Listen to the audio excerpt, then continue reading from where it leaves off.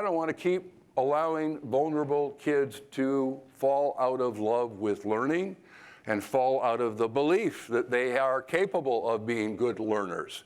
Here's just a little bit more that makes me crazy. I grew up in the city of Detroit. I've lived in the state of Michigan most of my life. In the city of Detroit, a couple of years ago, 2015, on the NAEP, we showed that only 5% of our kids were proficient in reading when they took that test at the beginning of 4th grade.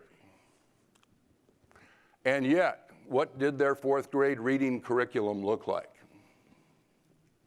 It was based on 4th grade Common Core standards. It covered all the 4th grade standards. It was correlated and researched to cover all of those standards.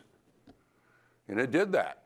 It covered all those standards with kids who were not ready to learn those standards. And so they got frustrated even more. In math, it was a little bit worse. Only 4% of those kids were proficient.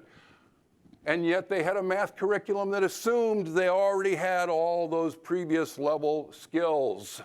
It's not just Detroit, it's a whole bunch of places. The state of New York is a good place to study because they have a state test that they say is very similar to the national tests. And so you can do better correlation between state and national because some of the state tests, in fact, get fudged in ways that they try to make their proficiency rates sound a little bit better. They've been doing that for a long time. But when you look at the New York data, you see all kinds of places like Rochester and Syracuse that have equally miserable outcomes for young kids and yet have a curricula that is based on the expectation that everybody's ready for 4th grade Common Core standards and all of the things that are related to that.